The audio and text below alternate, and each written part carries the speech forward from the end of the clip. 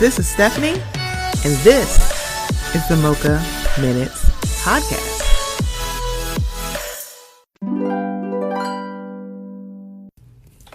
Hey guys, before we get into the episode, I just wanted to let you know about something that's a little new here at the Mocha Minutes Podcast. We are now participating in Buy Me a Coffee. So if you haven't heard, buymeacoffee.com is a place where you can show some support and some love monetarily to some of your favorite content creators. That includes me. So it's in the increments of either $1, $3, or $5, and you can do as many as you would like. So I just wanted to let you guys know, would love some support. So if you would go to buymeacoffee.com/Mocha Minutes, I would greatly appreciate it. It will also be in the show notes. Okay, here we go. Hello, welcome to the Mocha Minutes Podcast. This is Stephanie. Thank you so much for joining me. Y'all, if you have been following me long enough, you know I talk about this person for quite a bit. This is like my, Detroit cousin. He knows so much. He drinks the finest of alcohols and beers. The finest. Okay, he's a classy, nothing but the best. He's a classy bitch. Okay, you look here. He has his thing. He do not eat. He's a classy bitch. Talk to him nice. Okay. I have one of my favorite podcasters. I have Mr. Spann from the Spann Report joining me. Mr. Spann, thank you for coming back to the Mocha Minutes Podcast. How are you? I'm all right, fam. I'm all right. Now, all you got to do is ask, and I'm going to be here. Come on. I appreciate you. I appreciate listening to your podcast. And also, y'all, Father's Day is coming up this weekend, which is going to be a hard one for me. But good part about this weekend is Mr. Spann is in another year in his big ass age. I know, right? It's like, come on, big ass age. Big ass age, man. Woo. Like, I was talking to a little cousin of mine. She just graduated high school yesterday. Aww. And she was talking about how, like, oh my God, life moves so fast. I said, shit, wait till you're 42. That is really funny because I didn't realize we were that close in age. I'll be 41 in August. So I'm like, that whole thing. I'm like, you're like 40. You're like, God damn, I am grown as shit. Yeah. It's like, what the fuck? I am grown as shit. I'm like, tomorrow will be Wednesday already. I'm like, shit, I thought it was Monday. Fuck. I'm like, what? I'm like, what's today? It's like, sometimes I'm like, wait, what's today? I literally wake up in the morning because it's like when you're working remotely and it's mostly hybrid. Like this, I'm like, okay, yeah, I'm like, it's bright outside. What is today? Oh my God, today is Tuesday. Oh, okay. Or heaven forbid, it's Monday. I'm like, oh shit, I have to go into the office. That's literally how I'm thinking. Like, oh, I have to go in. Man, I wish I had somebody's office to go with and work in though. As like you do the work. I'm like, I'll be outside. Like it's about to be hot as fuck tomorrow. You know what I'm saying? It's about like 97 degrees here in Detroit tomorrow. And I'm like, fuck, I'm gonna be I gotta be outside. I was talking to my friend. She's in Chicago. She was like, oh yeah, we're talking. She's like, yeah, because there's a hurricane here. I'm sorry, why are you on the phone? A hurricane? It was like, I think it was a hurricane or a tornado. She's like, yeah, the wind, the breeze feels good off the lake. But I was like, what you mean, girl? Are batten down the hatches. Like, grab Toto and get in the barn. Like, I don't get know. Your ass in the house. What's wrong? I was like, what? Are you okay? Oh yeah, we fine.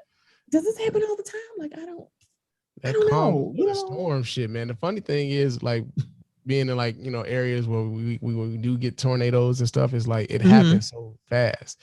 And so like it'll be sunny and shit for like, looking nice as hell outside. And like in about 20 minutes, it just get blacked in the motherfucker. You're like, God damn, like, you're like, what time is it, motherfucker? It's like, it's 5:30, motherfucker, on July 13th, and it's fucking dark. The fuck? You're like, what just happened? Like, why is it so dark outside? You're like, it's 4:30. Why is it dark? Oh Lord Jesus, open the sky up. I'm like, all right, I'm going in the house. You start seeing shit getting picked up and tossed around, and be like, hey man, you know what? I don't want to be one of them things getting picked up and tossed around. You're like, yeah, I'm gonna just I might Get just, my ass in put my this little finger basement. up and tip on in the house because I'm like, I'm not doing this. I'm not doing this. It's kind of like, nope. Let me take my over 40 big age ass in the house because I can't do it. I like being in the do house. That was another thing I learned about being this big ass age is that like, Honey. I like being in my house. Like, before I used to be like I would want to go out and just be like kicking it and shit. And I'm like, now I just be like, nigga, why am I here? It's like, girl, it's like, do you know I could be at home relaxing and not having to sit here with y'all? Because some people don't, it's like, wait a minute, some of y'all don't wash your hands. Y'all don't wash your legs, your hands, your faces, your breath stink. I'm like, take me home. It's like, I gotta go. Where you going? Home. I'm like, I'm sorry, I'm gonna turn into a pumpkin at like 9:15. That's early, is it? That's late to me. I mean, it's dark outside. I mean, I passed out on my couch at like 9:35. Excuse me, you have a dog named Keisha. So first of all, yes. So first of all, Mrs. Spann names all the animals. I was like, first of all, that is the best dog name ever. Like, what's your dog name? Keisha? Yeah, her name's Keisha. Yes. Or as my wife would call it, La Keisha when she's like being fancy. The dog we had previous to La Keisha was Tyrone. And Tyrone has since passed on, but yeah, my wife names all the dogs. Like, and the dog previous to that was Bam Bam. So yeah, we had Bam Bam, Tyrone, and Keisha. All of them Chihuahuas. Oh my God, I love it. I love it. My mother keeps saying, "Are you gonna get a dog?" I'm like, I think I am, but I'm probably gonna get like an older dog. So I'm probably gonna get an elder, which I think is fine. Me and Keisha been at odds lately. I bought a rug. Wait a minute. Yeah, me and Keisha been at odds. I bought a rug from my living room. And Keisha be feeling like, oh, it's soft right here. Oh, is this for me? Only the finest like, for me. Like, no, nigga, you got spaces to go. Not there. Well, luckily it's like a ruggable rug, so I could just pick that bitch up and put it in the washing machine. But like, nigga, I ain't about to be washing this rug every day on account of your ass, man. Something got to give. I'm gonna start locking you the fuck up, dog. Damn, Keisha. I cannot. I love that Keisha's like, excuse me, I'm La Keisha, and I need the finest. I need something soft. I mean, she get it honest, but still, I love it. That's it. I know Keisha Black now. That's fine. I know Keisha Black. It's fine. It's like this. I know you got a black dog. Yeah, she black. I'm just saying. Don't give I know my mama's dog is black. She don't give a fuck. I know my mama's dog is black, even though she got white fur. First of all, she white passing because she be barking at white people like, get the fuck out my face. like, what is with you? You see these people? I'm like, girl, you know what? And her name is Misha. Okay, so close enough. See? Okay. Misha and Keisha could have a show because I'm telling you, Misha don't play that shit. Yeah, and Keisha don't like other dudes either. Like, I'm the only nigga she'll tolerate. Like, you are trash. My co-host for the Beer and Chicken podcast, Cliff, came by. He's been in my house twice because he stays in Chicago. So like, before I moved into this house here, he came to visit, and like Keisha met him at the door, and like she kind of looked him up and down, and then a second later she was on his motherfucking ass, like she bit him on the ankle and shit, right? So what? Yeah, Keisha bit him on the ankle. So then we're in the living room. We sitting in the living room. I'm on the couch, and we had this big ass sectional. Keisha sitting next to me, and Cliff. Oh my God, where's the bathroom? Go up. As soon as he got up to go to the bathroom, she was on his ass again. Like, no, sit your ass down. You don't go to the bathroom. He's like, what did I do? I'm doing nothing here. Cliff will tell you he don't like Keisha.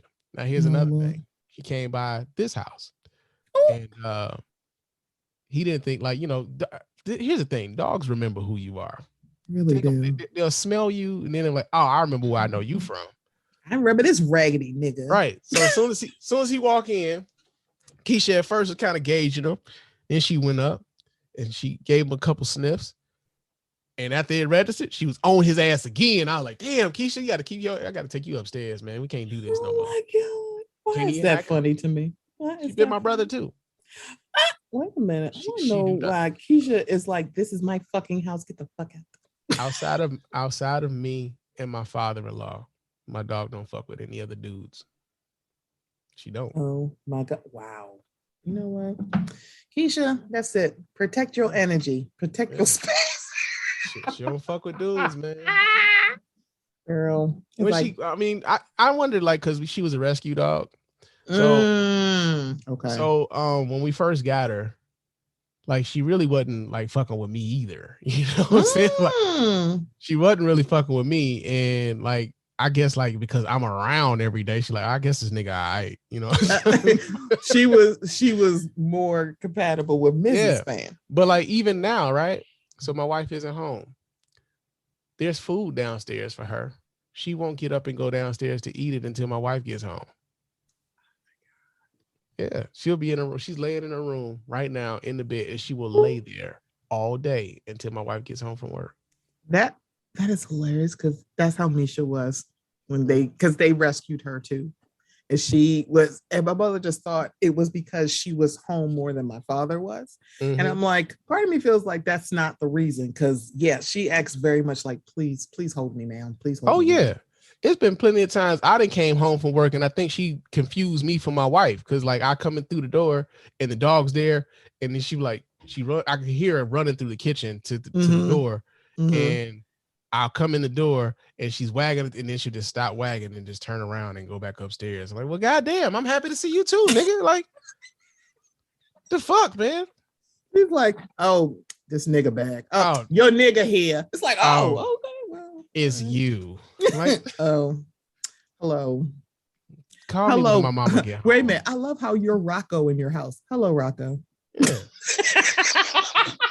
Call me when my mama get home. Oh my God. Hello, Rocco. It's like, ooh, how are you Rocco in your house, man? How did that happen? I don't know. I don't know. I don't know what you did. I just, you know, I just make sure the lights stay on. That's all a nigga do. You welcome, Keisha. The lights is on. You know what I'm saying? You're welcome. You know what? You're welcome, Keisha. That cool drink of water. That cool drink of water. You welcome, Keisha. You know that's it. You're welcome, Keisha. Show title. You're welcome, man. Keisha. Keisha, motherfucker, man. Badass dog. Fucking diva dog, man. For real. Because her name is Keisha. I feel like there's no way she can't be a diva. Her name is Keisha.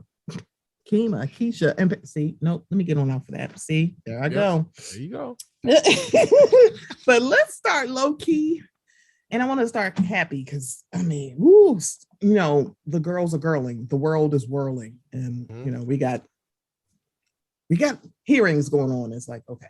So let's start with something happy. Tyler Perry is donating $500,000 to the Apollo Theater in New York. I was like, okay, let me tell you something. Like, Tyler can make stuff can be very misogynoir. It can be somewhat anti-Black. It can be a little bit homophobic. However, he employs a lot of Black people. It's kind of like you go, and people enjoy his stuff. It's like sometimes you just want to laugh at silly shit. And let's be very clear, Madea is very, very silly shit. Sometimes you just gotta laugh. Oh yeah, Madea was my grandma's shit. Like my granny loved Madea. Like that, like them plays. Did she like the plays? She really liked the plays, right? It was the plays. Like I don't know if I was living here in Detroit by the time like the movies and shit started coming out.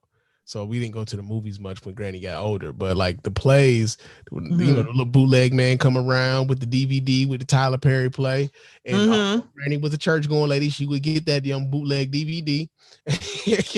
Everybody had that damn DVD. Everybody had a play DVD. Everybody. And I didn't get. When I first watched them with her, like she over there cackling. And you're like, I don't understand. And I'm sitting there like, I don't get it. Like, I don't get it. But like, and I remember early on, I used to be one of those folks like, man, you know, Tyler Perry is stereotypical Black. You know, I had to come off of that shit. I'm like, you know what? Yeah. Tyler Perry is out here super serving the people who fuck with him.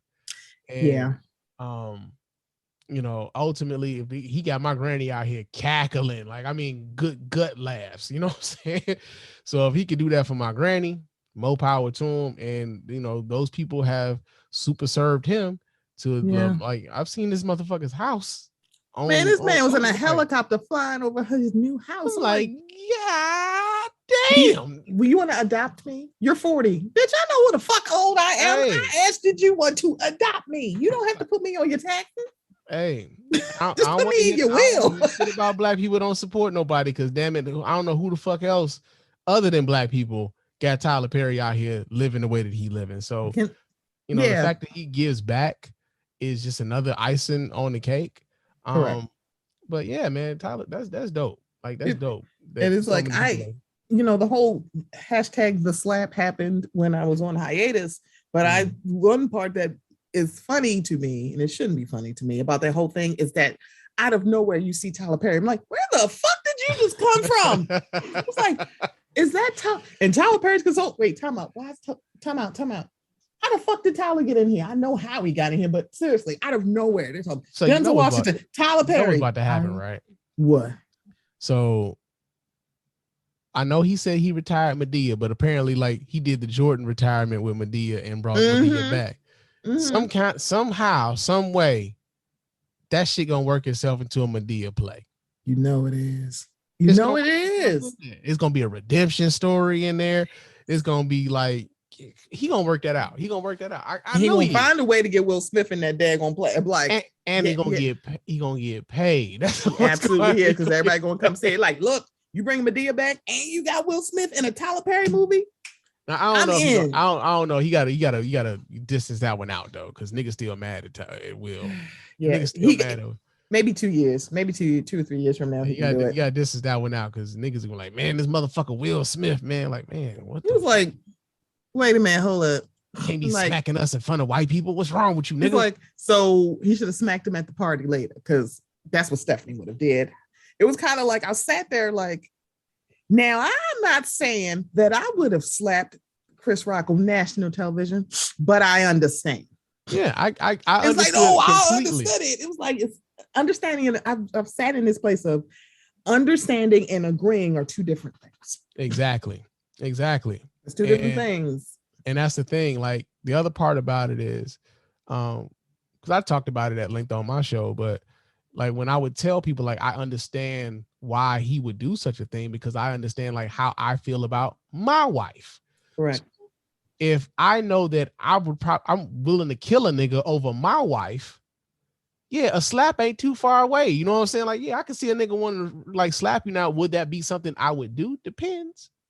I'm not going to pretend as though I'm above it to that degree because I'm not.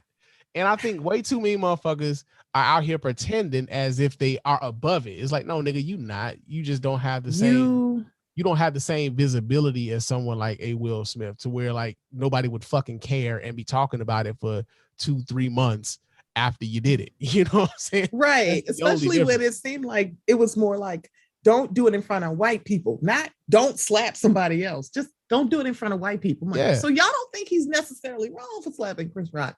It's just because it's in front of white people. I totally hear you. It's like, that's it.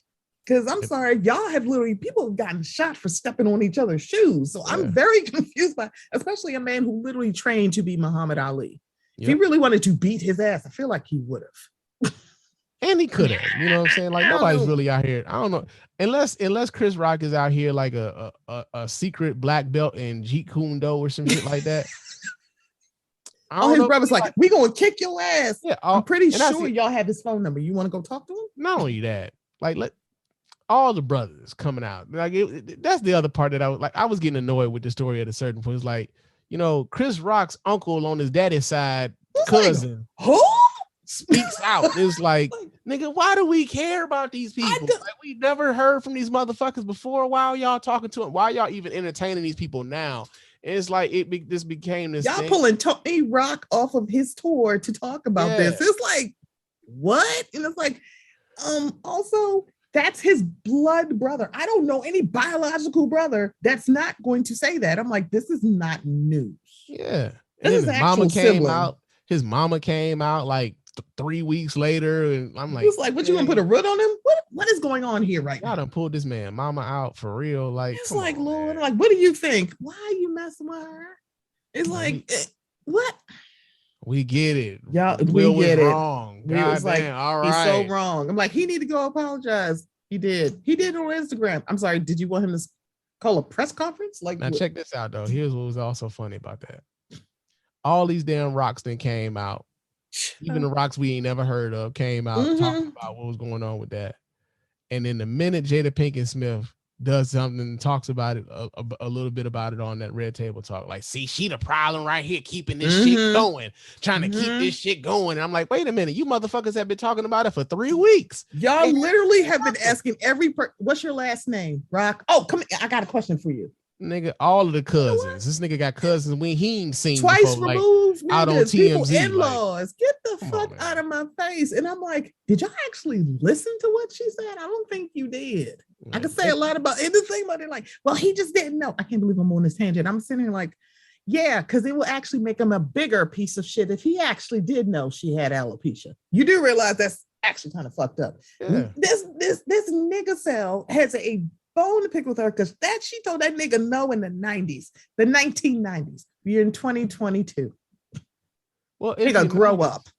If you notice, like, the people who got like the backlash, like, she was one of those people who got the backlash mainly because there's a contingent of niggas who made up in their mind that she's not someone that's worthy of protection. Correct.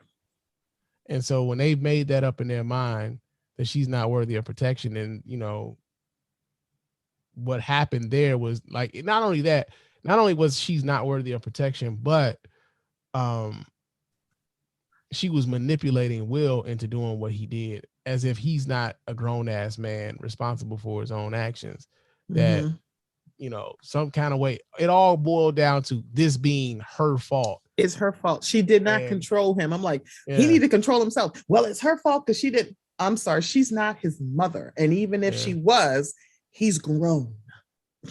A whole ass adult with grown ass children. None of his children are children. They're all over 18 years old. Like, I don't understand where we're going with this. And it's like, you can be disappointed, but it's like, okay. All right, but that's the other part about it too. Even when they were kids, even when the Smiths kids were kids, y'all came after their kids. They went after, not only did they come after their kids, but they came after the way that they were raising their kids, because their kids were being raised in a way that wasn't necessarily traditional to how everybody else thought you raise a child. Correct. So there's been banter about them for the better part of the last 20, 25 years. And yeah, some of it they've contributed to, like, they put themselves out there to some degree, but then some of this other stuff is just them out here existing and you knowing about what's going on because they're out here existing. And, you know, we confuse that sometimes with, well, they putting everything out there. It's like, nah, nigga, they just out here living. And, you know, people follow them because of who they are, much like you be out here living, but nobody's following you because why? You haven't garnered the same level of success that they have, to where nobody cares. So, you know, it's a weird dynamic with that, you know, that whole family and how people view them and stuff like that. We really did go out on a tangent though. We really did. But it's a good tangent because I'm like, I don't know. It's just because we can have these kind of tangents and it's not weird and stupid and anti-Black, because one, the Smiths were doing gentle parenting when there was no term for gentle parenting. Now everybody's like, let's talk about gentle parenting. You mean like the Smiths did? Because they did. Oh, okay. Never mind. Nope, we don't like them. I forgot. Okay, so the NFL season is going to be starting in a few months, and we have a new pizza sponsor. It is now Little Caesars. Really? Yeah. Wow. And fun fact, the third largest pizza chain. Really? Little Caesars? Listen, wow. I used to work for Little Caesars. I got fired for taking food home. Oh wow. Wait a minute. I just like, wait. Yeah, man. This is long time ago. But wow. Yeah, them Five Alives, man, like they really did. They hit their stride when they came out with them fucking hot and readies, man. They really did. They really did. They rolled that to the third largest pizza chain. Third largest. And I'm like, as long as it's not Pizza Boli's, because I have a bone to pick with them. That pizza is right. Don't look for them because it's gross. Okay. Yeah, no, it's terrible. But yeah, they announced that today. It's a multi-year partnership because apparently they replaced Pizza Hut, which And okay. I don't know. Yeah. We're thrilled to welcome Little Caesars to the NFL family with a focus on quality and convenience. Little Caesars offers unmatched value for our fans. We look forward to working together to positively impact communities across the United States. Crazy bread for everybody. I'm sorry. It's still fucking good. It still slaps.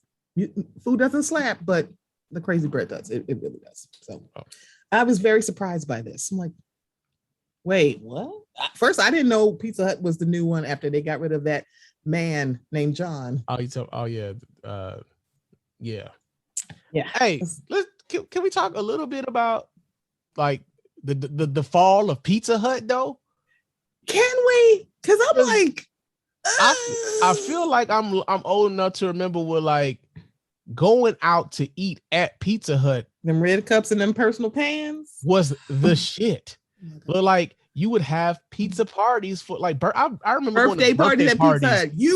I Hut. Never got one. I loved going to them. I'm like, I wanted one. I never got one. Oh my God. And like to see where they are now with like they barely like a storefront and you can't even sit down.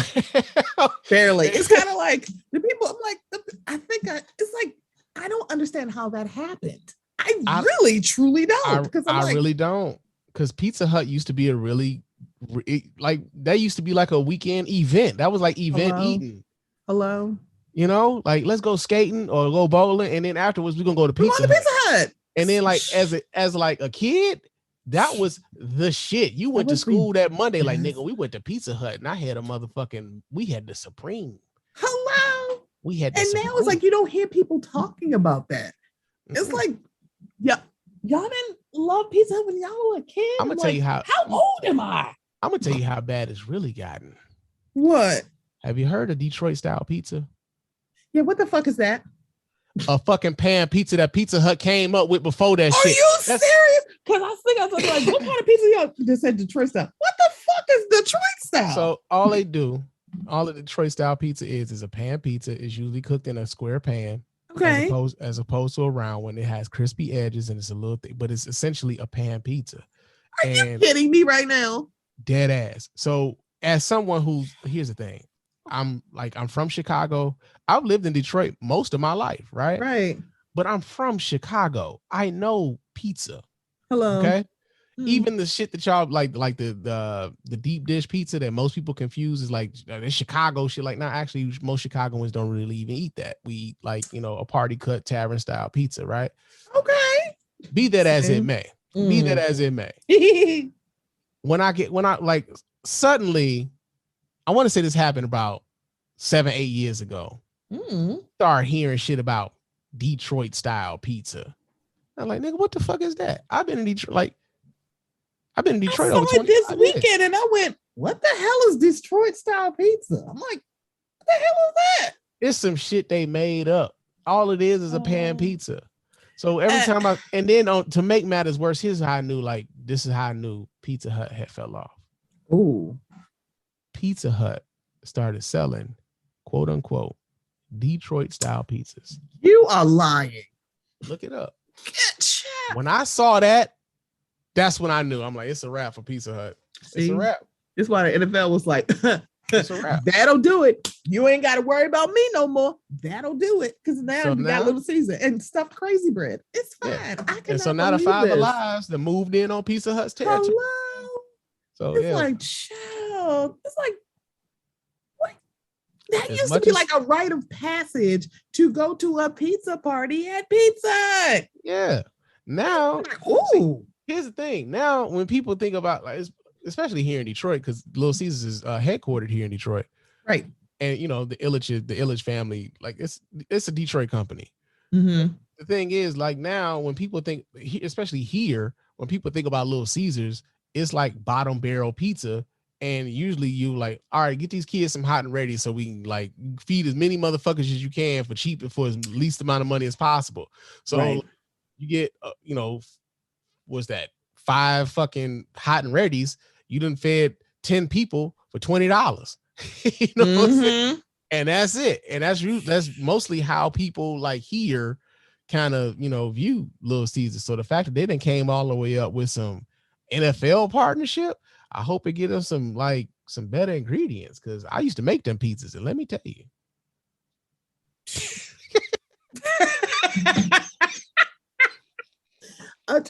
Just pour one out for Pizza Hut, because that used to be the shit.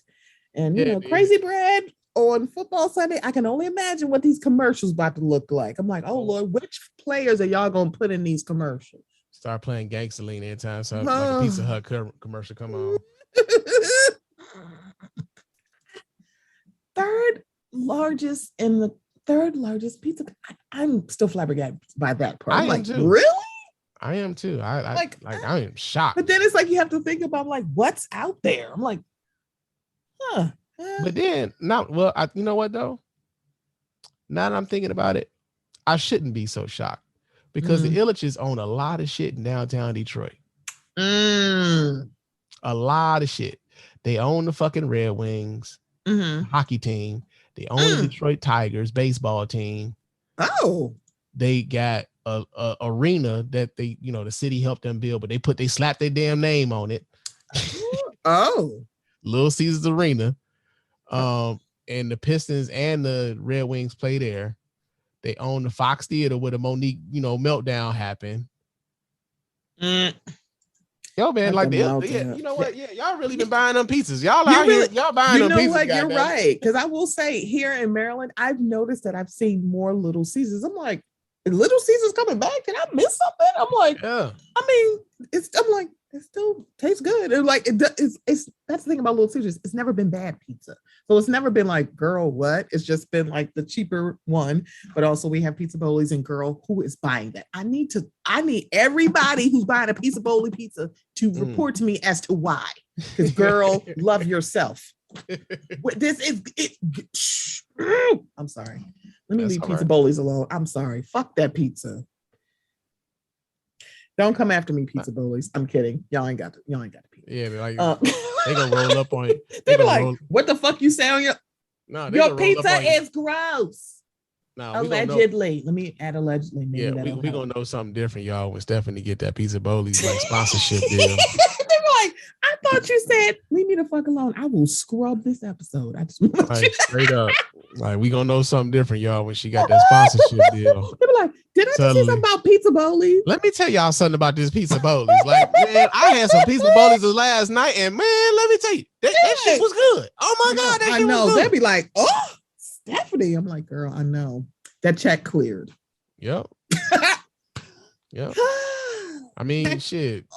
If the check is big enough, man, church. I'm just saying, if the check cleared, I'm like, yeah. Let me just look at episode 195. Okay, yeah, I got you, girl. Yeah. Jennifer Hudson made history last weekend because she is now an EGOT. I said, wait, what? I'm like, why is this not bigger deal? But Jennifer Hudson has joined EGOT because she won a Tony because she was a co-producer of A Strange Loop. And that is a play that won Best Musical at the Tonys. I said, dig that. Dig that. Co-producer? You know what? I think someone should write to Simon Cowell. You said that you said. And this lady has an Emmy, a Grammy, an Oscar, a Tony, where you took that and looked at her and act like she could not make it.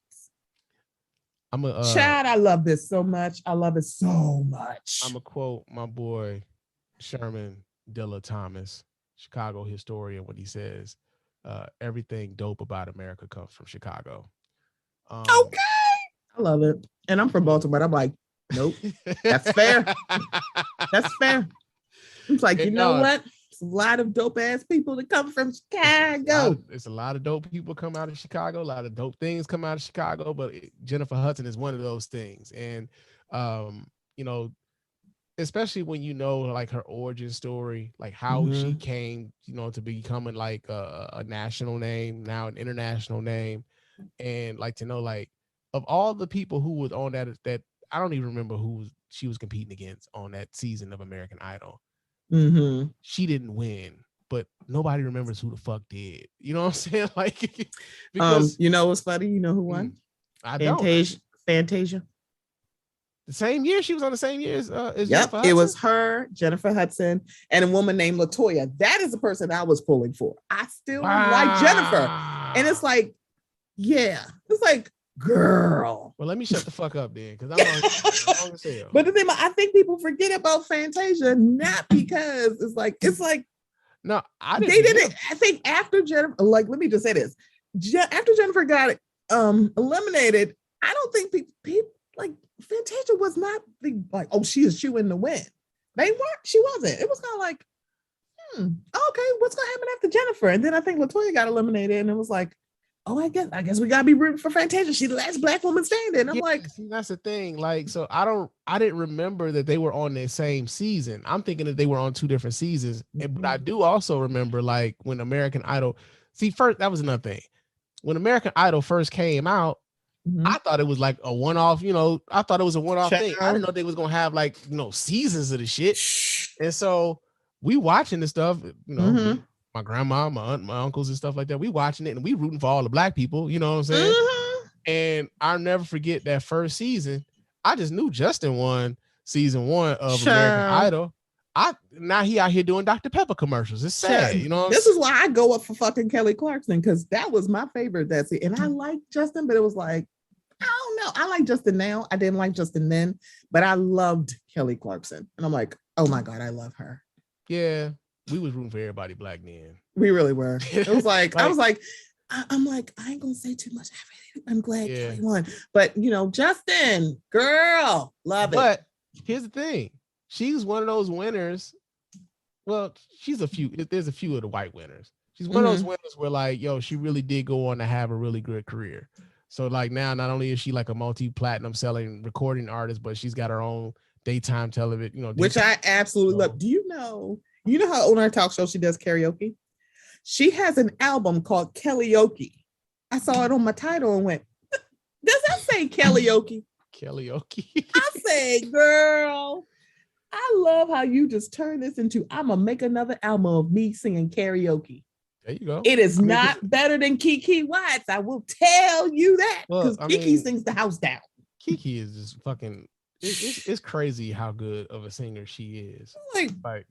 But yeah, man. Getting back to Jennifer Hudson, she's an EGOT, one of only 2 black women EGOTs. I think Whoopi Goldberg is the other one. It's the other one. She's the only other one, because John Legend's the EGOT too. Yeah, but I'm pretty sure nobody had this shit on a bingo card. Nobody. It's like, because they said Jennifer got the win. She's an EGOT. I'm like, wait, excuse me? She was in the play? And I was like, nope, it still count, co-producer. No, it count. I'm like, okay. That's it. I hope people are in Simon Cowell's mention. You see the Tonys on Sunday? Did you see what happened? Oh, I'm sure. Did you see what happened? And I'm like, send him like a pie, a humble pie. Because I swear he was like, nope, don't see it. And don't count my girl out. Yeah, not only that, I think he could be like one of those people who be like, you know what, man, sometimes players fuck up. You know what I'm saying? And he's gonna have to say, I mismanaged. I'm like, everybody make mistakes. Yeah, I fucked up. My bad. Shit. I mean, obviously, my fuck up didn't hurt her any. I mean, it could have, but it didn't. It could have, but it didn't. But still, though, sir, what if people believed you? Right. Well, Simon said, I'm like, fuck Simon, okay? My girl's an EGOT, okay? EGOT. Put respect on her neck. I can't. I was like, John Legend is an EGOT too, isn't he? He is. Because I think he got it for Joseph and the Tuck. I think it was because, and that's when he won an Emmy for something. I think it was for, is it Jesus Christ Superstar? I don't know. Okay. I'm not a person in theater, so I'm not going to even. I think it's like they had like on the televised plays. I think that was the reason. Can't remember. But let's slide into mid-key. Okay. Some people don't need to be teachers. Yeah. So there's a reason why I'm not. Child, listen. So you see a video of a teacher and a student going back and forth. They arguing, and he said, bring your father so I could talk to him. And she said, my father's dead. And he said, well, dig him up. And I was like, whoop. Oh, yeah. And so this hits me very differently because I swear I'd have threw something at him. It's like, I'm sorry, what did you just say?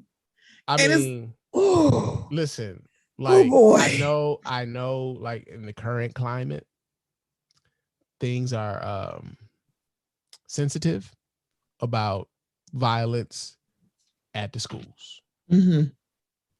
However, I think it'd have been one of them days at that school had that teacher say some shit like that to me, man. Hello? And I think it's very interesting that I've seen two schools of thought. One is these kids need to get their shit together. Or like, you shouldn't be a teacher. No, you shouldn't.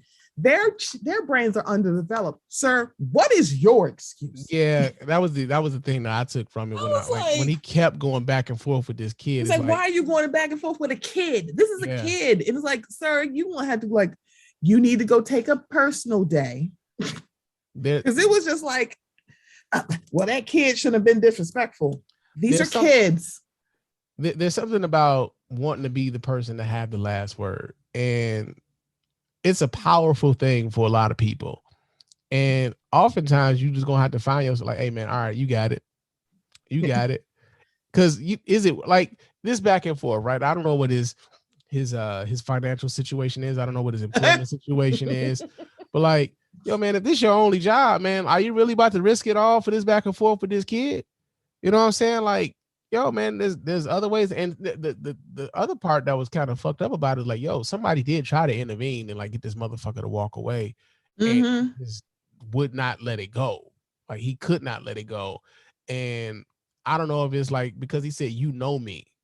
I don't know if they have a personal relationship outside of that school, but if they do know you, right, should you be handling that outside of the school? Maybe you talk with their parents, maybe you talk with the relatives that they supposedly know, or like some kind of way. But there's no reason in the world for you to be going back and forth with the teenager at the school in the way in which you were going back and forth with them.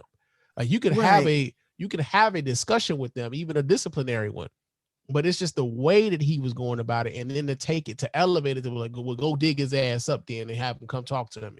Like, yeah, that's when you're like, all right, bro, like you doing way too much. It's like that's a bit too much. It's like, I'm sorry, who's the adult in this situation? But also, I swear I would have thrown something at him. I'm like, oh, I'm sorry, bitch, call the police because I'm gonna give you a reason. Because I'm sorry. I literally would have probably let all the air out of his tires. I'd have broke every window. Like, what happened? Do you know what the fuck he said to me? He said about it was like, child, you don't know. Yeah. And for you to just go like that far because you wanted to win is super weird to me. Yeah. That is weird as hell to me. I'm like, I'm sorry, but what is your issue right now? It's like, I'm sorry, baby, if you don't take you and your 24 jersey, because I don't know what the fuck player that is, but I don't know, because it looked like a Raiders jersey and an Oakland one, not a Las Vegas. So sorry, I'm so sorry. I'm so sorry that you got to wear this. I think it is. Yeah, it was probably Charles Woodson. 24 Raiders, definitely. Yeah, Charles Woodson. That's Woodson. Yeah. Handsome man, by the way. And I'm sitting here like, this is not okay. Because it's like, whoa, it'd be different if it's two adults. Yeah, okay. Even still, no, it's not. It's like, girl, there has to be a line, and this is a child. Yeah. And when people telling you to back the fuck down, back the fuck down. It's like, I swear I really would have. I'm like, no, y'all going to take me to jail for a reason, because I swear I might poke his eye out. Yeah. They're like, why would you do that? I'm like, do you know what he said? I'm like, well, it's past sticks and stones. This is how people get shot.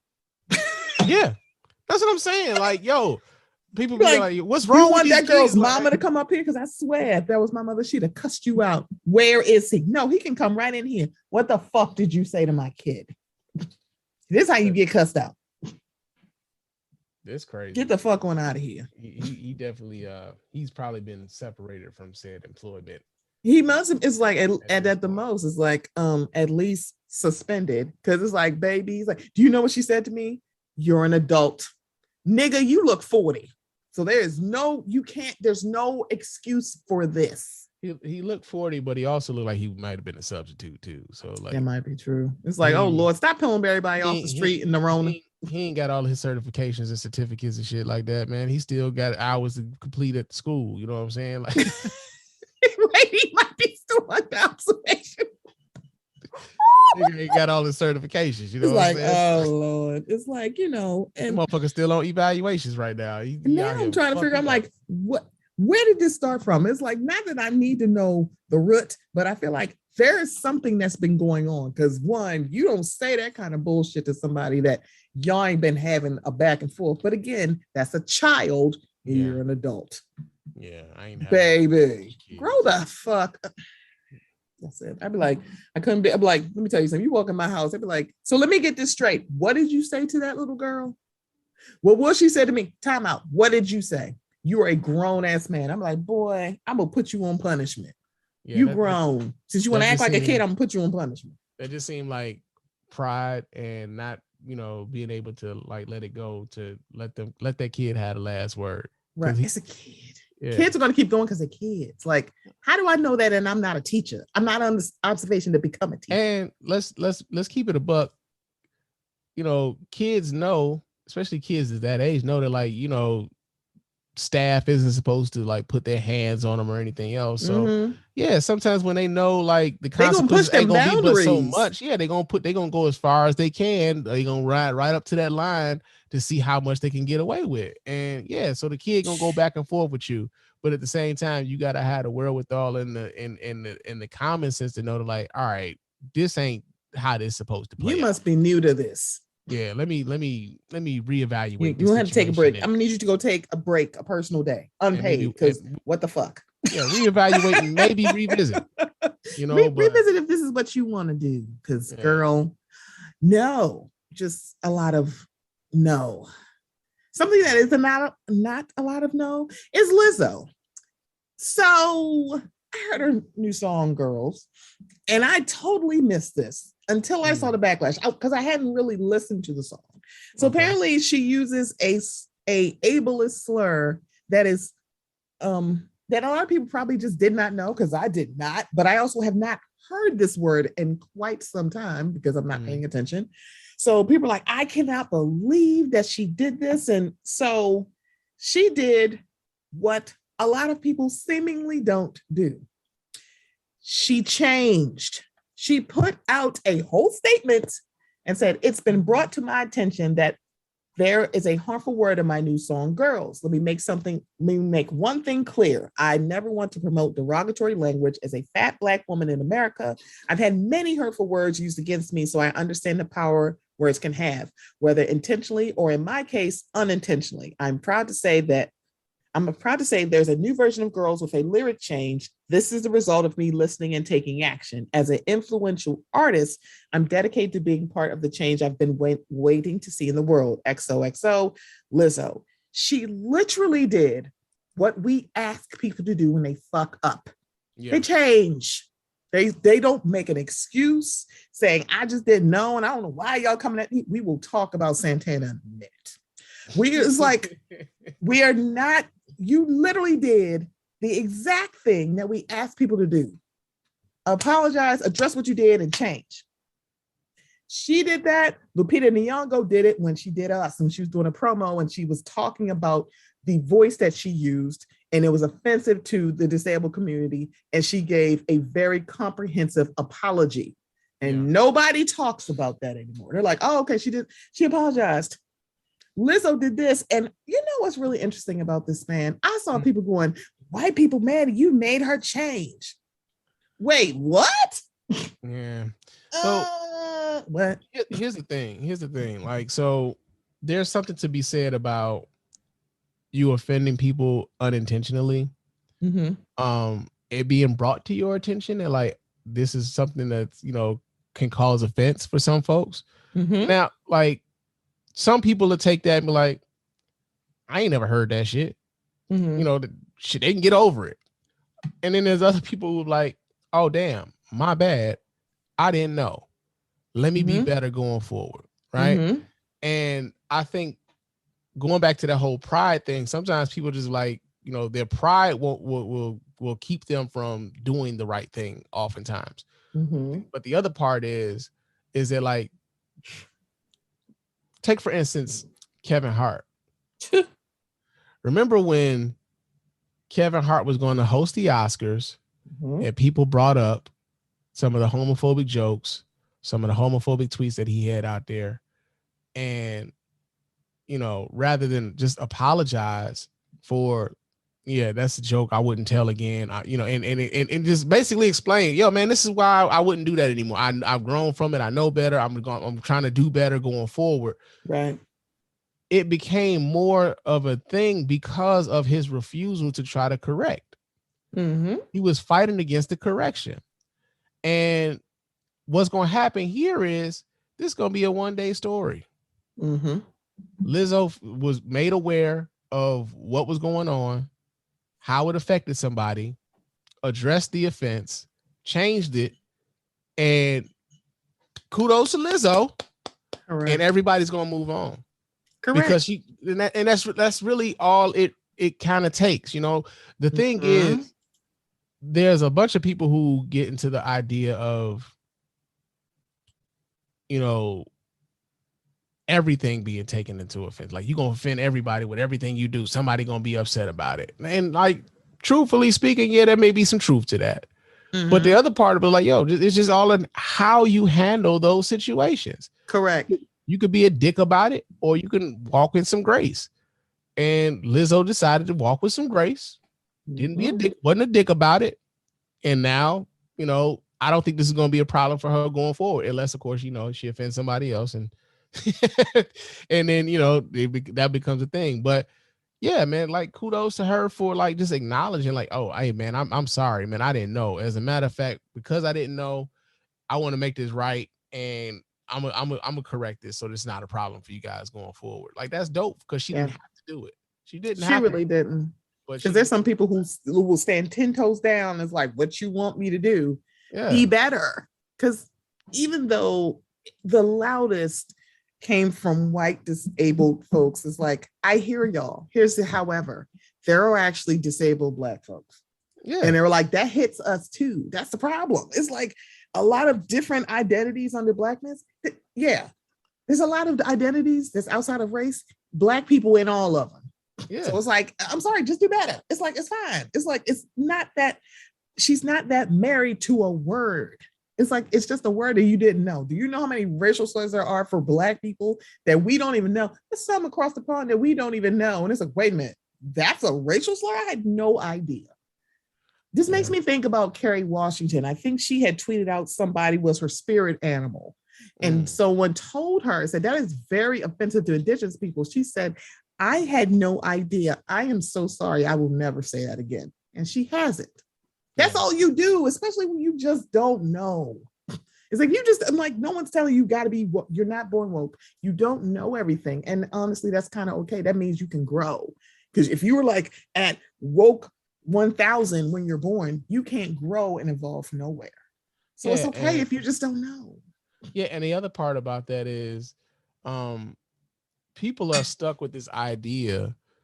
Some people are stuck with this idea that like change is bad. Correct. Right. Like, you know, you'll see this every now and again. Like somebody will post up, you know, a picture of a friend or something like, yo, man, or better yet, not even like a picture of a friend, but they'll be like, that motherfucker ain't changed, man. He's still the same motherfucker I've known since, you know, shit, 1993, man, still on the same shit. And depending on who you talking to, that could either be a compliment or it could be it can be an insult. Like, that nigga known, this nigga been this the nigga same nigga I've known since 92. and it's all in the reflect. This nigga the same motherfucker I've known since 93, man, on the same shit. And what they said, like, he on the same bullshit, ain't changed nothing. And then, you know, like, to evolve or to like change in any sort of way, or to grow, as we say now, like, some people look at that as like you being phony. It's like, nah, man, it's like I've come into some better information and I've applied it. That's all. Because really, especially when you get to this big old age of 42. Okay, you better talk about it, because it's like, it's life, okay to change. It really life really is just like a series of lessons, man. And like, are you going to learn from them, and what do you learn from them, and, you know, how are you going to apply those lessons going forward? That's really all it is. So, you know, oftentimes, man, people are just resistant to like learning. Correct. they're resistant to learning, but also they're resistant to change. Like things that they're comfortable with.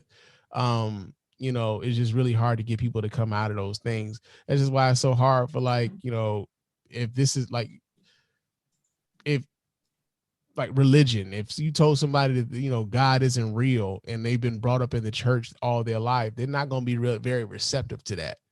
If you told somebody that there's nothing wrong with being gay, and they've been told that, that's, something's definitely wrong with it. That's not natural, as a lot of these motherfuckers would say. They have a very hard time with that. It's just like people are just resistant to change. And I think it takes a while for it to click for some people. Some people get it faster than others, but then also some people just never get it and don't want to. And, that's just the reality of life too. Yeah. Bravo to, I'm just impressed with her. Can I recognize there are people very quickly like, let's harp on this Black woman and tell her what to do? Baby, I see that. That doesn't stop her from actually going like, I had no idea, because I think the first tweet that I saw was from a white disabled woman who said, hey, at Lizzo. And I think that's the thing. There's other people camping out like, oop, what Lizzo do now? It's like, okay, my disability, cerebral palsy, is literally classified as spastic dysplasia, which spasticity refers to unending painful tightness in my legs. Your new song makes me feel pretty angry and sad. Spaz doesn't mean freak out or crazy. It's an ableist slur. It's 2022. Do better. Now we can look at this and how it's worded, and it's like, I mean, she's not necessarily wrong, but also it's very much like, girl, what? But also now that she has literally course corrected, which is what we ask people to do. Same person came out and said, amidst all the media attention and coverage coming my way in light of my tweet and Lizzo's allyship today, I want to take a moment to remind all of the publications and media outlets that I'm talking to how important it is to amplify the voices of disabled BIPOC. And she gave a non-exhaustive list of people who should be paying attention to, whether you are a media outlet or one of my many new followers. And I want to see if she put the person that I'm thinking of. Yep, Valisa Thompson, she did. So there's a lot of people. So the thing about it is that I'm not negating that it got so much attention because a white woman brought this up. Yeah. And it's like, that doesn't negate that she needed to change it, but I can see why there were. So it's like, it's bad to say, I understand the nuance of this, where it's like, oh, because a white woman had a problem with it. I'm like, yeah, but please know there are Black people over here who this is going to affect them. So, and also she did the right thing, because some of y'all faves did not do that. Again, I will talk about Santana in a minute. But yeah. Again, still proud of her, but yeah. So yeah, high key, James Patterson. My mother loves James Patterson books. One of her favorite authors. She loves his books. Yeah. Dude puts out he's very prolific for a 75-year-old white man. But 75. Yeah, very prolific. He is now he's issued an apology by saying white male writers face another form of racism. Get the fuck out of here, man. Get all the way the fuck about my face with this bullshit. It's like, girl, what? So James Patterson, whose popular books have made him a staple on the USA Today's best-selling book list for years, plural, is reflecting on his lengthy writing career and has apologized after saying he believes white men are struggling lately to get hired in the entertainment industry. Speaking with the Sunday Times in an interview published over the weekend, Patterson lamented white men struggling to find writing jobs in film, theater, TV, and publishing industries as just another form of racism. What's that all about? Can you get a job? Yes. Is it harder? Yes. Is it even harder for older writers? You don't meet many 52-year-old white males. He has now issued an apology via Twitter. I apologize for saying white male writers have trouble finding work is a form of racism. I absolutely do not believe that racism is practiced against white writers. Please know that I strongly support a diversity of voices being heard in literature, in Hollywood, and everywhere. You are full of shit. We don't believe you. It's like you're only apologizing because people are like, what the fuck did you just say? Yeah, you said what you said. So here's the thing. To the privileged, equality feels like oppression. You know, like that's a field where it's overwhelmingly white. It's overwhelmingly male. There is not a shortage of white male authors or television writers at all. There's a dearth of other folk, but one thing you are guaranteed to find, whether you writing a book, whether you writing on a television show, it's a white man around. They always around. It's almost like having roaches. They just all over the place. All over the place. And they only come out when you got company. You know? But yeah, it's again. I honestly am like, it's the audacity. I want to know, did you buy it or did you Amazon Prime it to your home? I'm like, where do you get the audacity at your big ass age? James Patterson is saying, it's so hard. It's so cold in the D. Girl, what? Are you being serious right now? Sir, your books are movies. Best-selling author. His book's been turned into movies. He got, I think they said like maybe 300 books with his name on them. And that's why I was saying how prolific he is. But we know damn well this motherfucker ain't wrote all 300 of them books. You know, like I know that he'll lend his name to books written by other folks just, you know, to kind of help them along. But at the same time, like, yo, man, like, how are you of all people claiming that there's some level of discrimination when you have benefited the most and still benefit today? Hello? Come on, man. Like, stop playing in people's face, man. Are you fucking kidding me? It's like, sir, we all know who the fuck Alex Cross is. Okay. We know about that series.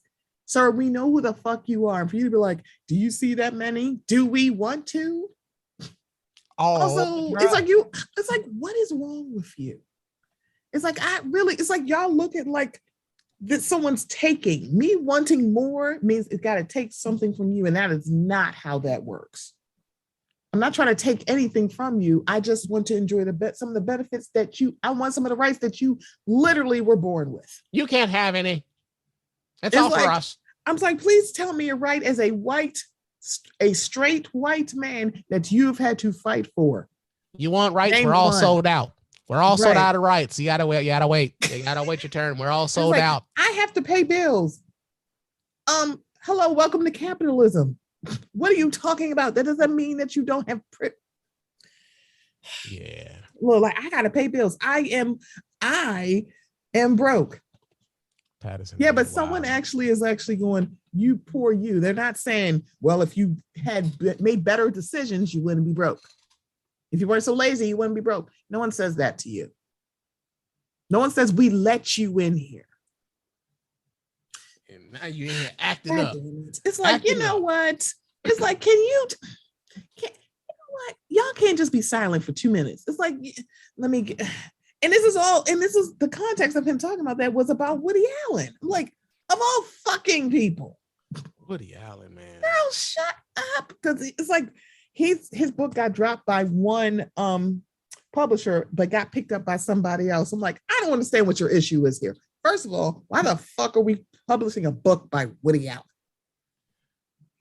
Who wants to hear this story? I need to understand why y'all literally are trying to find the light with this. Woody Allen. You know what? Nope. Yeah, I mean, because I'm gonna say like you raggedy bitches. I mean, I hate to say it, but he does have some people who would be interested in hearing what he has to say about some shit. I mean, there was one point in time where Woody Allen was considered a rather respectable filmmaker until all these other things we learned about him came to light. So yeah, in much the same way that, like, you know, people still fuck with R. Kelly. You know what I'm saying? People like, there's a bunch of really problematic motherfuckers who did some really terrible, horrible things, who, if they came out with a new project tomorrow, there's still going to be a contingent of people who want to, you know, support that project. So I'm not surprised that like, you know, somebody else picked it up. But in much the same way that I'm not surprised that, you know, the original publisher would be like, you know what, we don't want them problems. We don't know what the Like fuck we don't want these problems, bro. We don't know what the fuck was thinking about. Our bad. You know what I'm saying? You know what? Keep that little portion of that advance we gave you. We're just gonna wash our hands of this. You know, good luck, but we don't want any parts of that. And like, you know, for Patterson to just come out and act as though like Woody Allen is being, or white men are being discriminated against because consequences. Ooh. Because consequences. Like, come on, bro. Come on, baby. It's like that. What? You know what? Sometimes I wonder, because usually they say there are people who say very problematic shit when they're talking to somebody else in an interview. I need a video. I need to see y'all faces when they say these things. I need to see I want to see if y'all keep a poker face or y'all just kind of like look off or look to the side or shake your head or, you know, purse your lips. What do you do when you're hearing people say problematic shit and you're like, oh, I mean, do you have a look? That's the show I want to say. Right. That's the show I want to see. I should have interviewed like, oh shit, he really going here. Like, okay. So did you hear what he said? Sir, this is on the record, correct? Hey. Okay. We're on Facebook Live right now. They can see you. They can see my face. I want to know. That's the show I want to see. I want to see what happens when it's like, do I put this in the article? I gotta put it because James Patterson said it out his Muppet mouth. He said it. He said it on the record. God damn it. It's like, why y'all cut that from the article? Because I was watching the Facebook Live and that's what he said. Oh, shit. That's part of the reason why when I do the Spann Report, like I don't edit the show out. Like, they'll be like, Spann, because at minute 37, because you know like, your homeboy gonna send you an email if you don't look. He gonna send you an email. Yeah, because I remember what the fuck you said. I was watching the show live, Spann, and around 58:23, I don't know what happened, but there's about a good 15-minute gap between 15:23 and the rest of the show. What happened to that 15? Because I noticed this episode is an hour and 18 minutes, but I could have sworn you was on live for a minute and 28 minutes. They ain't letting that shit slide at all. Like, man, you get what was on the live show, man. Fuck that. I ask people like, you comfortable with what you said? All right. They're like, okay. Because you know I don't edit this shit out. Everything like, I don't edit shit. I sound like Cook. I ain't edited shit. It's going out. I'm just letting you know it's going out here. That's all. It's going out. So that's what you want to say. Let me know because I'm not going to edit it out. I mean, because this is a real conversation. I'm just going to let you know. I'm not editing this, so you know. Okay, this is what you say. Don't come on here and not say nothing you ain't comfortable saying. Please don't. Not here, because I'd be like, girl. So our last topic is Saucy Santana. And you know, Saucy be saying some wild ass shit. Saucy Santana say some wild ass shit. So the show Walk, which I will not admit that it's not a bop, but I do not forget that it is a straight dig at Roland Ray, and he apparently released it on Disability Awareness Day. I think that's what it's called. Wait. Who's Roland Ray? So he is a funny ass dude on Twitter. Okay. He was in a wheelchair and they got into an argument on an Instagram Live, if I'm not mistaken. Then all of a sudden this show Walk comes out. Yeah, and the song is catchy as fuck, and I hate that because it's like the song is catchy, but it literally is a straight ableist diss to Roland Ray. Okay. It's like, girl, it's like, woo. So Mr. Santana was performing in Houston over the weekend, and someone found his tweets where he had talked a lot of Cash Money shit about Beyonce and a child, Blue Ivy Carter. Always talking about the babies, man. And I'm like, you know what? Here's the thing, because also the guy Called Me Dollar, who, by the way, I'm very confused why everybody thought this, like, they're confused that this was a whole man. And I'm like, what? I'm sorry, what part of his Twitter read, I'm a lady, friends? What part? Because I don't understand. I'm like, y'all didn't know this was a guy? Right. I thought we all knew this. Oh, okay. I didn't realize. I never seen what this man looked like, and they're clowning what he looked like. And I'm like, yeah, but I'm sorry. None of his tweets read, I'm a lady. Right. I'm very confused. So Saucy Santana's tweets came back out. And let me just say this about tweets. I'm like, where'd y'all find it? The shit was still on his fucking Twitter. This is like, we dig. You really didn't have to dig that far. You don't have to dig. You just got to search. You just got to search. This is really an easy search. I'm like, y'all get to a place, okay. The Material Guru said things like, someone said, I just want to be Blue Ivy, nappy headed, and he put an eye emoji. I'm sorry, but Northwest Clears Blue Ivy. Have several car seats, Blue. Just said this yesterday. Girl, what? And the bad part, he was performing in Houston, Texas, because he has a new song out called Booty, which, does slap. It does slap. And I don't think he got booed. And it was like, yeah, it's like, okay. So Saucy Santana's stuff came back up, and they're like, Saucy, what the fuck is going on here? He tripled down on this. Stop all that cap, trying to ruin people's careers because you at home miserable and broke. I was miserable and broke too, making childish, hateful tweets in 2014. I'm 28 years old, grown ass adult. A complete different mindset on life from when I was 20, but y'all knew that. Celebrities are human, not robots, and they for damn sure ain't perfect. I still talk about a bitch like a dog to this day. Not publicly because my opinion matters a lot to a lot of people now. I be chilling. I don't even insert myself in shit that don't involve me. Fake woke ass bitches. People don't care about old tweets. The internet have this weird thing about with power, thinking they have the power to cancel someone. Newsflash, you don't. Y'all be thinking y'all have something by the balls about situations you don't give a damn about.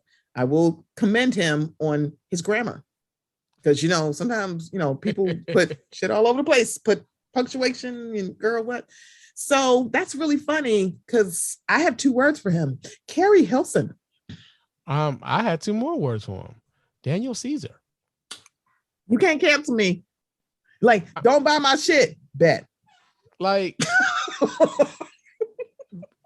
I get what he's trying to do. Like, he's trying to go on some preemptive sort of shit. You know what I'm saying? Trying to cancel me, hoe.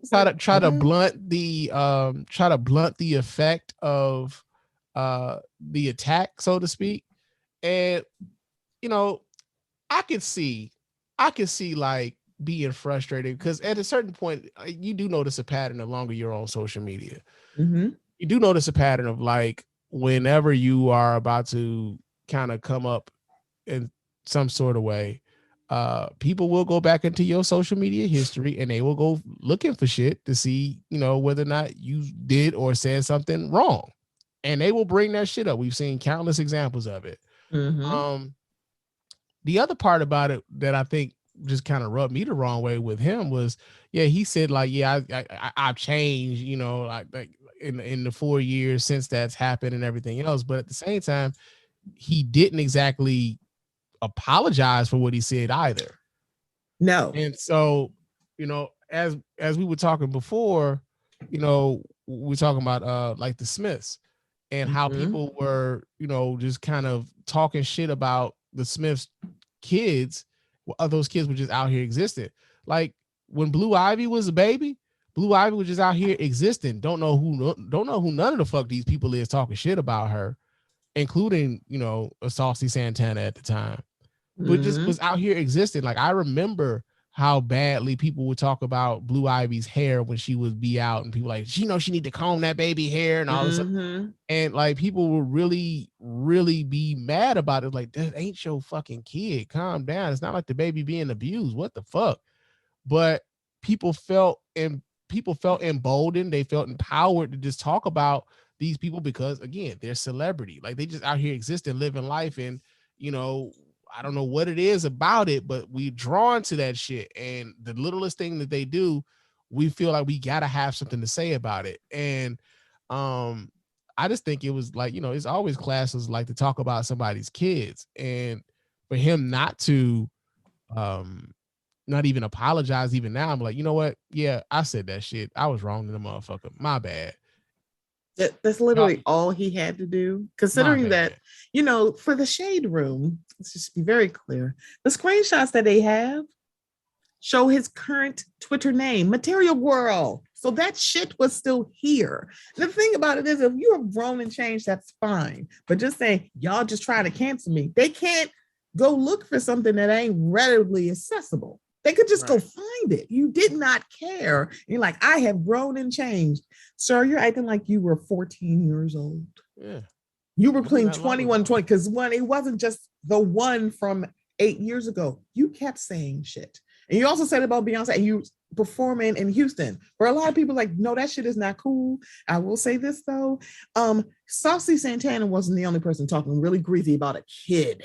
Yeah. It was a lot of other people. So it's like, so on one hand, I'm like, now I know y'all niggas not talking, because some of y'all kind of felt the exact same way about a kid or Beyonce. So it's he's not allowed. He ain't a unicorn. But also, Santana, you could have just been like, yeah, I was shitty back then. I'm sorry for those tweets. Have a nice day. See you in Houston, girls. See how easy it is to not be an asshole. Like, stop trying to ruin me. Baby, you ruined yourself. Yeah. It's still there. People know who you are. Like, or better yet, not even so much know who you are, because that's the other part. I forget this sometimes. No, seriously. Because like that's the thing about celebrity. And although like people talk a lot about celebrities and what they do, one of the things I always come back to is like, we don't know these niggas at all. Saucy Santana, we don't know you. We know what you present. And when you present these sorts of things, people gonna have an opinion on your shit the same way that you had an opinion on Beyonce or Blue Ivy. Like they gonna have an opinion about your ass. Now you on the receiving end of it, and it can't feel good. And so you would hope that being on the other side of it, that they'd be like, oh, okay, I see, now where I fucked up. You hate that they would take somebody to like have to have it happen to them before it clicks for them, but sometimes it's just how it happens. But yeah, like that was whack, dog. Like that's just all it is to it. That shit was whack. Don't act like people are like wrong. Well, again, I'll say this. I can understand being a bit annoyed with the moment you are having a moment and somebody trying to go into your history and like bring this thing up to try to blunt that. I get the frustration with that, because like I said, if you're on social media long enough, we've seen this cycle time and time again. It happens to a whole bunch of folk. But at the same time, yeah, man, I fucked up. And that's all. That's really all you had to do. I was out here fucking. I was wilding, y'all. My bad. Right. They'd be like, oh, y'all just digging up and hurting people. I'm like, yeah, but anytime Chrissy Teigen breathes, y'all bring up Convention Wallace, rightfully so. Yeah. Any white person that's done anything racist to black people, you bring that shit right back on up. Hello. You did it with Donald Trump, rightfully so. I'm like, oh, nigga, we ain't never forget about the Central Park 5. So it can't just be, don't do this to somebody, like, just let us enjoy. And yeah, I hear y'all when y'all trying to bring up the city girls. It's like, please God, don't bring them up. Please don't, because please know there's a reason why them two are friends. Yeah.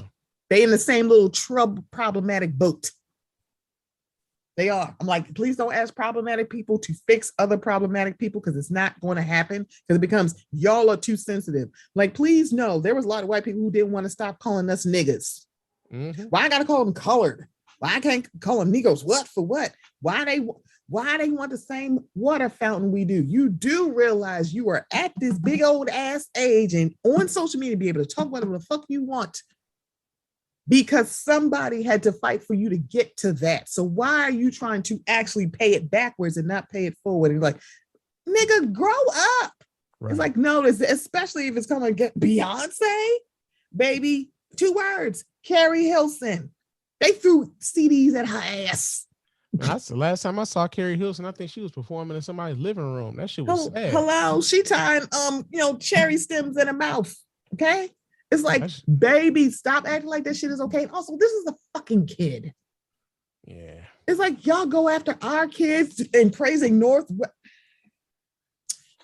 You praising that white lady. You praising that white lady's kid. I said it because now I'm saying like, oh, she turned back into a white lady. She's always been a white lady. Y'all just let her coast because y'all liked her shit. I said it.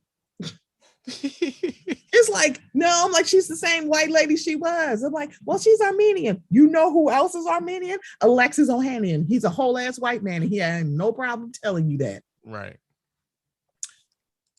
So come on, Saucy. I would say I'm disappointed, but I'm not. It's like I'm not surprised. Yeah, this man made a song, I'm not surprised at all. In a wheelchair. I'm like, I am not surprised that he's not apologizing. Does he seem apologetic? He don't seem the type. And I'm like, okay, but just know that, oh baby, that comes back to you. Now I'm like, I know y'all give Jay-Z a lot of shit, but please don't ask him to shut your ass down. You don't think he got some pull? Oh man, listen. Child, you think Beyonce won't, like, excuse me, Blue Ivy will unplug the internet. Keep testing her. She a kid. Yeah, okay. I ain't testing Blue Ivy. I like being able to get on the internet. She was like, I will shut this shit off. Pull the plug. Come on, turn it off. I'll knock all this shit over. Goddamn. Let me clear off the table. Knock all this shit over. We'll just knock all this shit over. Like, y'all better leave. But again, it's like, y'all couldn't just leave a kid. Why are we harder on our own children? That was the part I was like, what's wrong with her kid? I'm like, excuse me, I don't give a goddamn about her hair. Why do y'all care about her hair? And now it's like, oh, she looks so cute now. Imagine, because her mama wasn't perming her hair 2 years old. Like y'all said y'all wanted, because you know she a little nappy-headed girl, and y'all like she need to be straight. And now you look at her nice curl pattern and go, oh my God, how'd that happen? Her mother took care of her fucking hair. I'm sorry, she paid somebody to take care of her fucking hair, but still somebody took care of her fucking hair. And the other part that was always funny to me about that was like, yo, like, didn't Beyonce's mom have a salon? Yes. So like, can you imagine? It's like Nana Tina is doing her hair. Her mom is a whole hairstylist. Girl, what? Like, come on, man. What? Again, nigga. For real. I'm just like, what the hell is wrong with y'all? It's like, it's a kid. And also, why y'all making excuses because you like the dance to walk, which is a literally like diss song to a disabled man. It's a bop, y'all. I get it. It's like you hear it and you're like, girl, there's a lot of songs out there that we dance to. It's like, you know what this is about, right? Like, I never heard the song. Yeah, and Spann, I'm not telling you to go look for it either. I'm not gonna look for it, but here's the thing. That's you know, at this big old age, no. Right? Let me tell you something. When I tell you, do you know how old I feel looking at the BT watching? Like, you're like, who the fuck are all these people? I don't know who the fuck these people is no more. I'll be like, man. Who's this that? How I know I reached peak internet, because there's certain apps I ain't gonna even try to download no more. I'm like, all right, I got. Do you know what this is? What the fuck is that? It's right. Like, man, now it's like now AAVE. I remember we used to say slang. It's not even like, it's AAVE. I'm like, slang? What the hell is slang? Is that an app?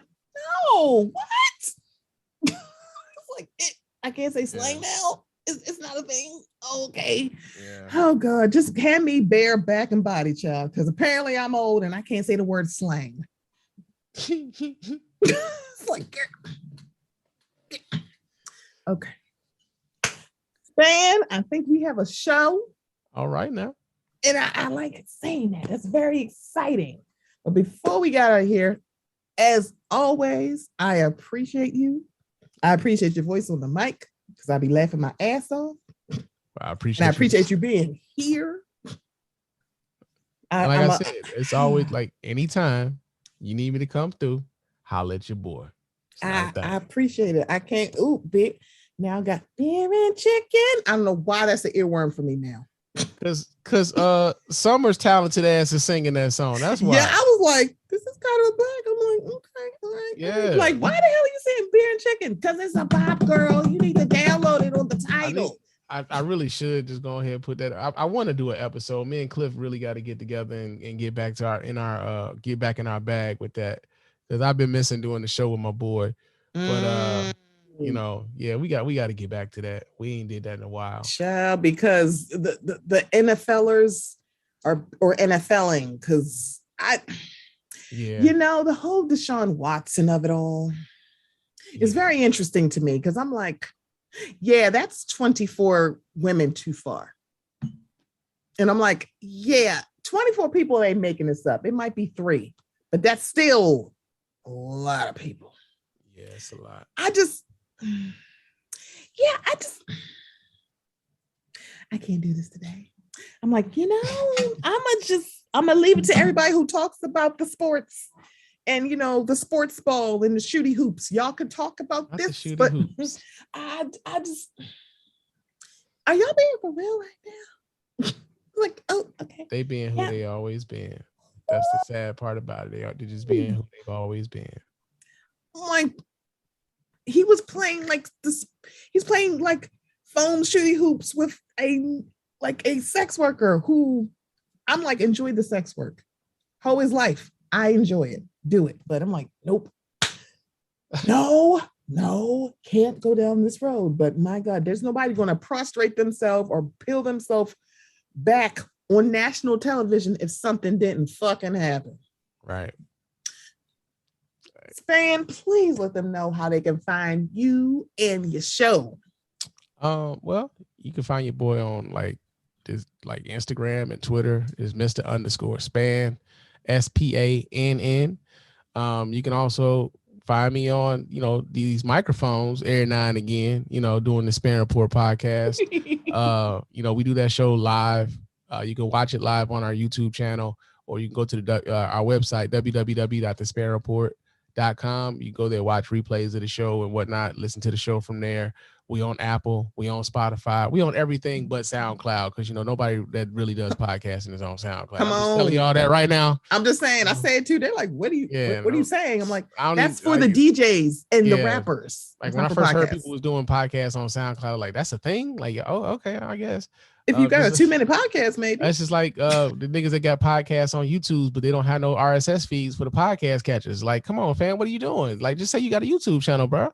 But you have a YouTube channel. That's what you got a YouTube channel. It's cool. It's cool. I did YouTube. I still got YouTube. It's a thing. You can do both. But you can do both. Yeah, but we all over it. We are on YouTube.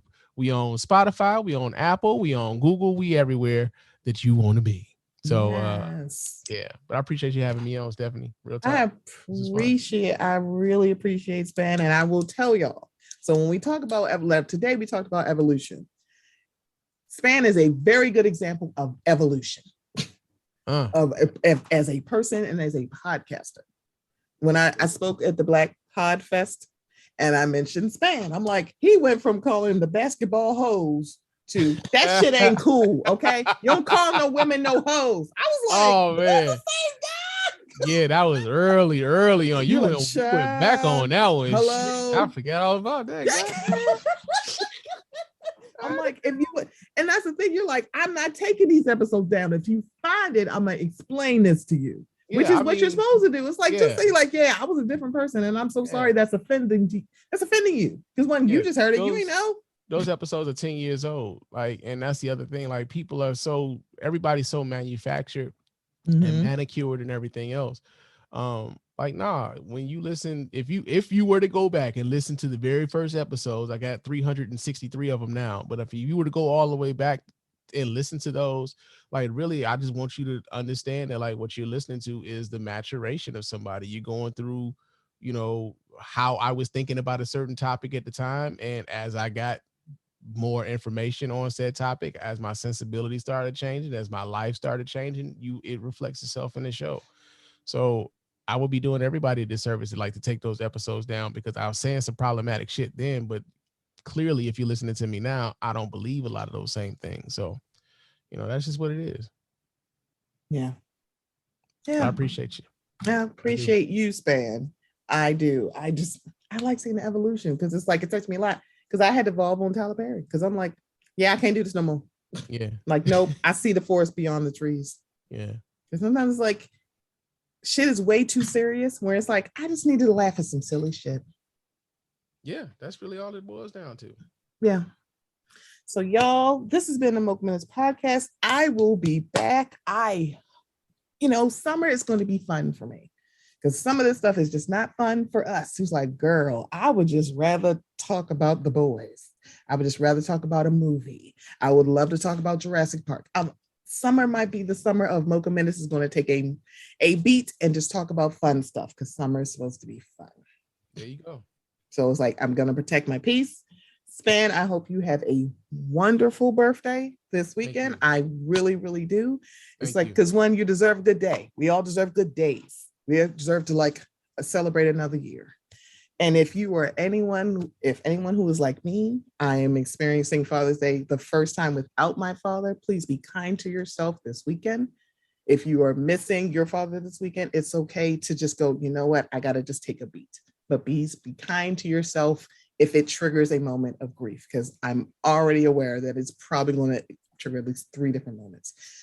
So please be kind to yourself during this weekend. If you are a father, please enjoy it, especially if you're a father that takes care of your children. You know what? Nope, let me not just call you raggedy bitches today. But if you are not a raggedy bitch, enjoy your Father's Day. I know a lot of good fathers who like, this is not like a job.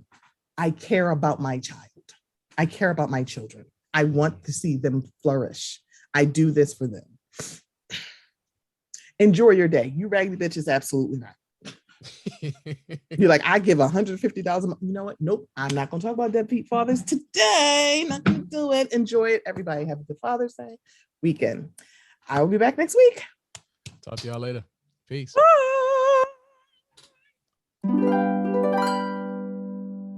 What you saw play out over the last few days is the reason why a lot of Black disabled people do not feel comfortable in any one space. Because think about what happened, right?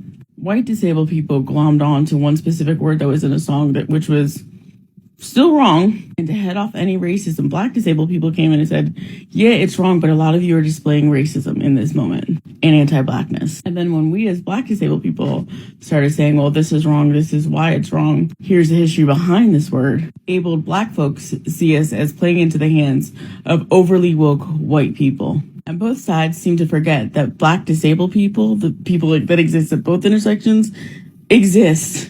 We get stuck in the middle of these things and are expected to pretend like white disabled people don't have an anti-Blackness problem and that ableism doesn't further marginalize Black disabled people in Black spaces. Ableist language is a problem because for both groups, one misplaced crazy can mean you lose every single one of your rights.